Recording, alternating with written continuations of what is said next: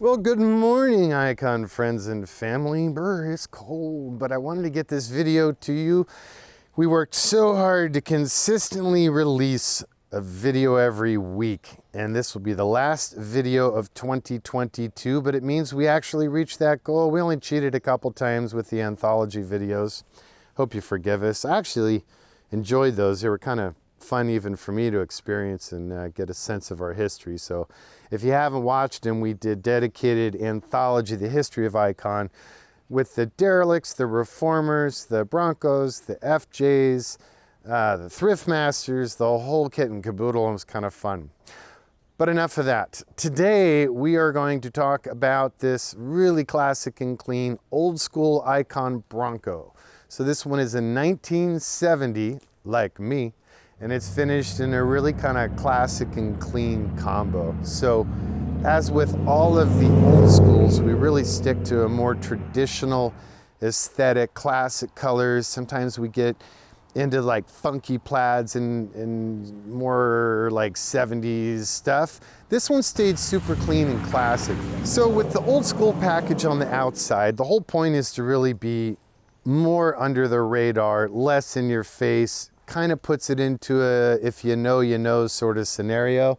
The Icon badging is super subtle. It's just on the side of the fenders, and it's stainless steel and machine. It's kind of groovy. It's in the original Bronco typeface, but we recreated it to spell out Icon, and it's just nice and mellow. I really like it. We run the stock vintage rear view mirrors and door handles on years that don't have side marker lights or had side marker reflectors. Doesn't matter what year we start with, we upgrade all of that to LED side marker lights just for safety and consistency. This is an option, which is the Brightwork trim on the doors, which when you do that, you also get the insert Brightwork on the windshield as well as on the side and the rear hatch glass. And it depends on the color combo, but it's kind of groovy. I dig it. Always run the old school wheels. So these are made in California. They're our design. They're forged aluminum. They are an 18-inch, and I know people, why do you use such big wheels? Because I like brakes. I don't know what to tell you. So we got monster big-ass Brembos in there, and to package those, you need a bigger wheel. However, this wheel is lighter than the stock steel wheel around which its design was based. Hubcaps are reproduction, actually 1950 Ford passenger car hubcaps, but I used to have them 50 years ago, always dug them, and they actually work really nice with the Broncos. With old school, you can have the chrome bumpers, or you can do the painted bumpers, which would usually be the Wimbledon white color. Almost everyone goes for the chrome. It's just a nice little offset. The Icon spare tire carrier assembly for the old schools become really popular. The stock spare tire carriers go on the passenger side of the vehicle. So when you're actually trying to see over your right shoulder, you can't. And they rattle like crazy. Guillotine clasp, it'll take your finger right off. It hides the cool stamp Ford lettering. So all those factors considered, we decided to move the bugger to the driver's side so it doesn't block your view. The weight balance, since our suspension's all coilover, we're able to control and modify that anyway. And then we just smooth out the factory license plate holder, put it onto the spare. The basic architecture's derived from our new school bumper system, but obviously we paint them body color. They're compliant with stock bumpers. In fact, we started selling these and selling really well for stock body Broncos. So this is a full width stout brace, which increases the structural rigidity of the stock chassis, which are kind of spaghetti in the back end. And then there's a 3-plane brace for the carrier. So it's not wiggy, waggy, waggy. In fact, like if you shake the carrier, you're just gonna move the whole truck. And then of course we kept our pivot ramp like we always do. So you manually pick it up to pull it back. But when you come out, it just falls into place. And it's all the little things, right? Your carrier doesn't go out, get into traffic if you're curbside. doesn't come around and tag your body or any of that nonsense. It just works out really nice, and all adjustment points are padded. The shaft is greasable and fluted. Carrier's machined aluminum with stainless U-bolt. Just all the little stuff that I like so much. This truck is going to be equipped with the full removable hardtop in Wimbledon white, with a similar color combo, like sort of parchment-y Alcantara headliner. And we're also going to be doing the Ranger trim, which is a factory option that'll go down the belt line.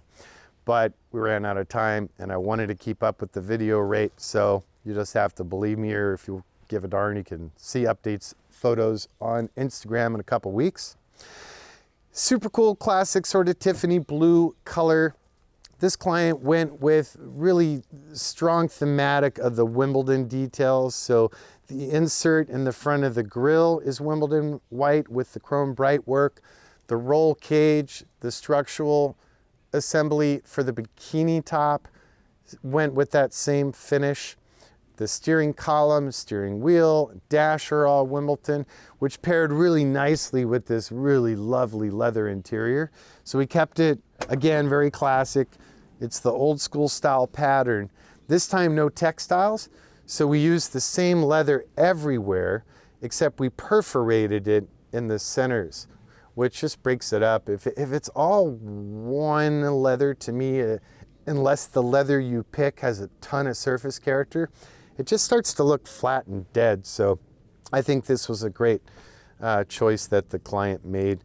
We used our beloved Hargarten square weave on the carpet, hemmed in that same leather, lined in Dynamat, rubber backed. Door panels are the standard old school layout. So we did the perf on the bottom, we did the solid leather here, hand stitched, hand wrapped for this. That CNC metal, the plastic ones just suck, so we make those.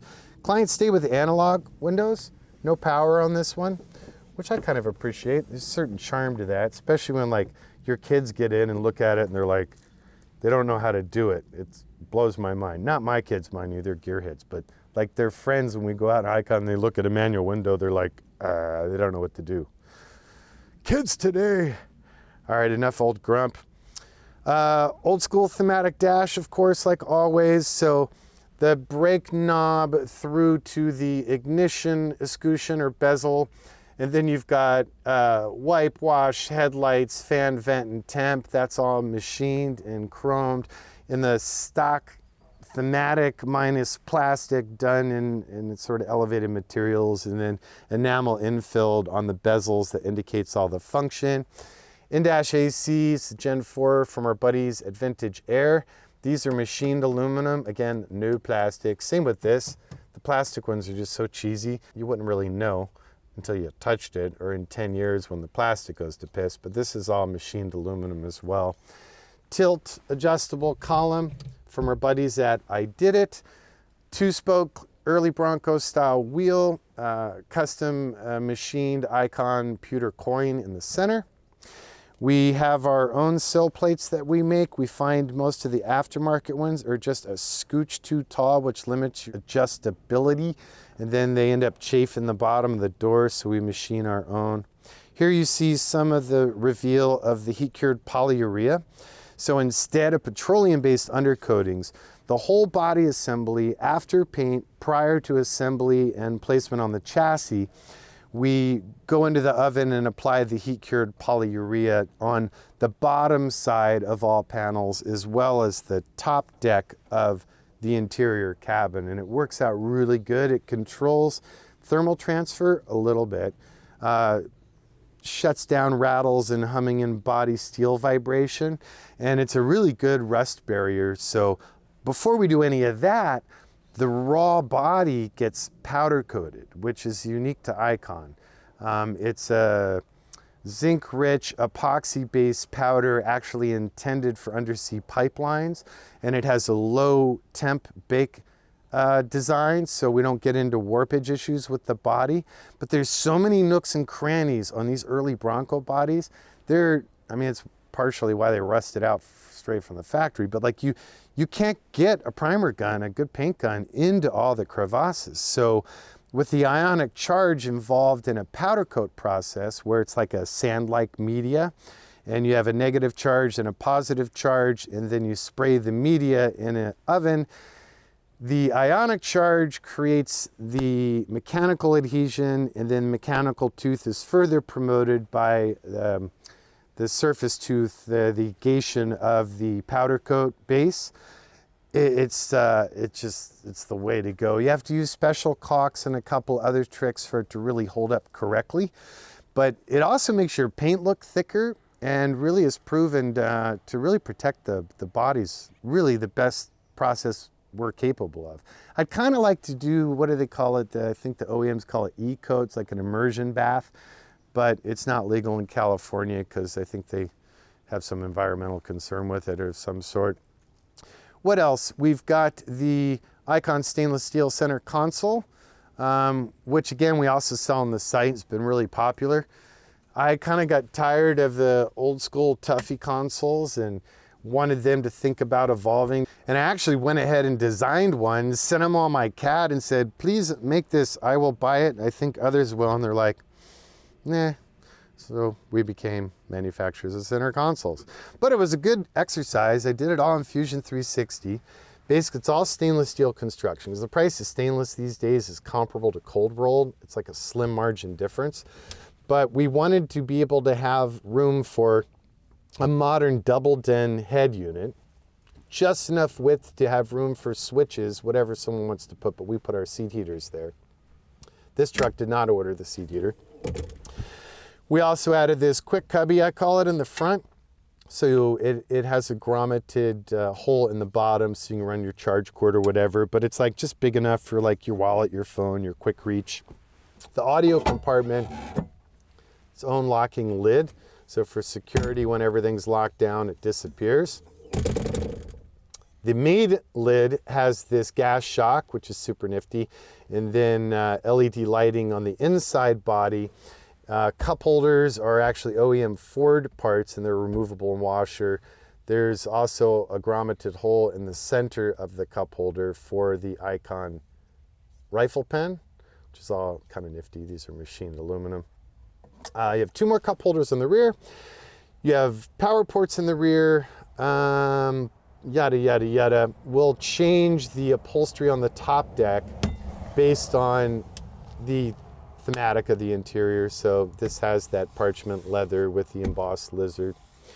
For audio system on this one, this has our elevated audio, which means it's amplified and it has a hidden bass box. It also has the Focal K2 speakers with separates in the front, and then in the rear here in the quarters up front where they're going to give you the most value. The cargo panels and doors on all old schools, of course, have these nifty lit spears. And then these have two stage of output. One is for door open. This is what you see right now, pretty bright. And then also when the headlights are on at night, there's a lower stage output and just gives you like a nice interior mood glow. There's also additional diodes right above the power ports at the rear of the console. And that rear cup holder has different mounting points for different applications. You can change its elevation up to you. Tuck and tumble, 2-passenger rear bench seat with headrest, obviously 3-point belts for everyone. We color match these in the gray, sort of match the flow and design of this interior. Like I said, no seat heaters, no power windows, yes power door locks, yes Icon fire extinguisher. Yeah, I think that covers it for the interior. Mechanically, as I think you already know, all Icons have coilover suspension. I hate leaf springs with a passion, so massively evolves the drivability, like night and day over the stock leaf spring. And our partners at Art Morrison, it's more than just the coilover, it's everything down to torsional rigidity and steering geometry and radius arms and tunable sway bars. They just are really, it's a critical element and really elevates Icons to Icons, and it's proprietary, and they're such a great company. Borla does our exhaust system.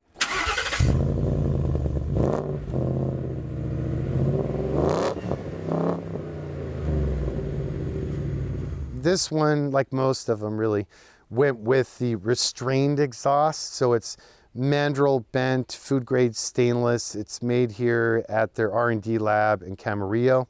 And then it has a second muffler, silencer, resonator, thingamajigger right before the tailpipe turn, and it helps keep things chill.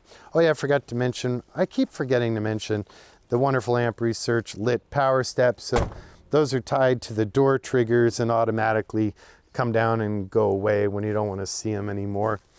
This is a Gen 3 Coyote 5-liter aluminum fuel-injected V8 as found in the new Mustang GTs. Pretty soon now we're going to be evolving to the next gen. Ford keeps switching it up, but actually really happy with this gen. Some bugs and programming stuff to get through in the beginning that Ford wasn't very helpful with and left the community to figure out, but fortunately a lot of fellow builders were a big communicative family and we worked together to sort it out. So now that it's sorted, what a hassle though. We had to redesign our air box. We had to redo some plumbing. We had to change the design of our aeromotive fuel pressure regulator. We had to change the fuel pump. We had to re-dyno map it, but it's actually really nice. It worked out pretty damn good. So this particular truck is running the AOD Ford automatic with overdrive. The headers are stainless steel, ceramic coated, made by Borla, just like the rest of the exhaust system. What else can I tell you? See the data tag on the firewall? We put that on all of them and it indicates the number in the series. As this one, obviously, you see it's 93. The Nike swoosh seems like every video people ask again, so I will hopefully avoid that string of questions and I'll just say the story briefly. Nike helped us develop these when we were first approached by Ford to come out with an Icon version of the first gen Bronco. So we worked with Nike's Special Kitchen and they were incredible partners and super helpful. So that's just sort of a little subtle hat tip thank you to them. Electrically, you can see some of the gizmos. We don't use any off-the-shelf harnesses. They all involve pretty significant compromise. So we engineer our own harness and at stupendous cost, but it works well and just never have any issues. So all aerospace, marine, rail car grade connector bodies and crosslink high grade wire, all thermal wrapped, busman panel, all circuits indicated, blueprints are provided to the clients in their tech pack as well. You can see the principal bulkhead that connects the powertrain harness to the body harness, and then there's this third chassis harness, and they all interface, like you can see over there on that corner, the aerospace connector body. So that allows you for really kind of an indefinite future with the truck, because as powertrain solutions evolve or new science comes out, you technically can modularly isolate systems, which allows you to continue and keep your truck happy. Oh, gas shocks. We got rid of the stock ones. They suck, so we designed these. We also do that on the rear lift gate. The Icon Sport suspension option is super popular. In fact, I really at the point I'm almost ready to just make it standard equipment, but it gives you these tunable remote canisters, nitrogen charged. You have 2 rates of tunability to really dial in the suspension for your personal taste and use environment. You have tunable sway bars front and rear. We're radius arm in the front, we're 4-bar in the rear. And it's just really nice. Like it's not the craziest rock collar on the planet. It's not going to be winning on road courses on racetracks, but it shouldn't do either. In my opinion, we wanted to balance off-road and on-road together, and this solution nails it. Of course, our axles, as always, are by Curry Engineering. They're powder-coated assemblies. The rear is a high-pinion Dana 60-based system. The front's a Dana 44, high-pinion, fine spline. We're running the Icon Sport Brembo brakes. So 6-piston Callies in the front, 4-piston in the rear, dedicated mechanical parking brake, and at the center of those Curry assemblies, you'll find our beloved ARB locking differential system, and that has its own dedicated air compressor, which we hide midship under the chassis. All right, I think it's time to shut up. That's pretty much what I got for you. Nice truck. I hope you appreciated it. We certainly appreciate your time and attention. Please be kind to yourself, other people, and our planet. See you next year.